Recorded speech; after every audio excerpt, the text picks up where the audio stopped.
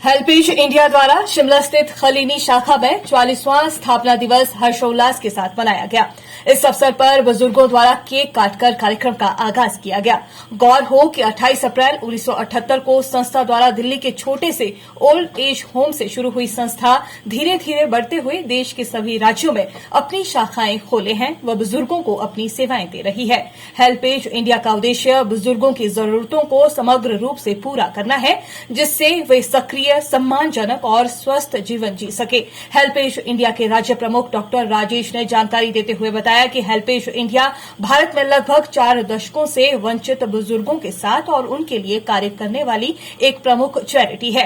HelpAge केंद्र और राज्य सरकारों के साथ राष्ट्रीय, राज्य और सामाजिक स्तर पर सार्वभौमिक पेंशन, गुणवत्तापूर्ण स्वास्थ्य देखभाल, बुजुर्गों के साथ दुर्व्यवहार के खिलाफ कार्रवाई और कई अन्य उनकी जरूरतों की वकालत करती है। उन्होंने बताया कि हेल्पेज पिछले कुछ वर्षों से कल्याण व विकास की ओर बढ़ रही है, जहां विभिन्न आयु देखभाल हस्तक्षेपों के माध्यम से बुजुर्गों को राहत प्रदान की जा रही है। गौर हो कि 104 मिलियन बुजुर्गों के देश में 51 मिलियन गरीबी रेखा से नीचे रहते हैं। 2050 तक वरिष्ठ नागरिकों की संख्या बढ़कर 324 मिलियन होने का अनुमान है। देश के आधे से अधिक बुजुर्ग गरीबी रेखा से नीचे जीवन यापन कर रहे हैं। ऐसे में हेल्पेज इंडिया बुजुर्ग हित में बेहतरीन संस्था बनकर उभरी है। आज मुझे आप सब लोगों के साथ शेयर करते हुए बड़ी खुशी हो रही कि आज हेल्पेज इंडिया का इंडिया में जो बुजुर्गों के लिए काम करते हुए 44 साल हो गया है। तो आज हम लोग हमारा एक फाउंडेशन डे बना रहे हैं, पूरे इंडिया में बना रहे हैं।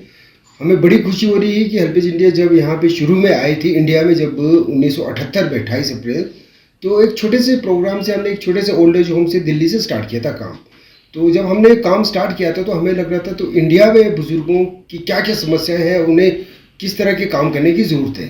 तो जब हमने पूरे इंडिया में उस पर हमने देखा कि बुजुर्गों की जो जनसंख्या है अगर दूसरे देशों के कंपैरेटिवली बहुत ज़्यादा है।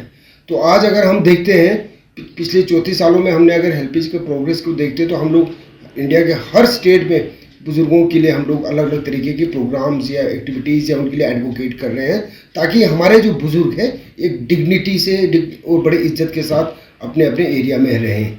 तो अगर हम आज के सिनेरियो में अगर बुजुर्गों की जनसंख्या के बारे में देखते हैं तो हमारे कंट्री में लगभग 139 मिलियन, लगभग 14 करोड़ बुजुर्ग है, जो लगता है मुझे पूरे दुनिया में अगर हम लोग देखते हैं बुजुर्गों की जनसंख्या में चाइना के बाद हम लोग इंडिया आ रहे हैं। और 2050 तक हमारे देश में हर तीसरा आदमी 60 साल से ऊपर होने वाला है।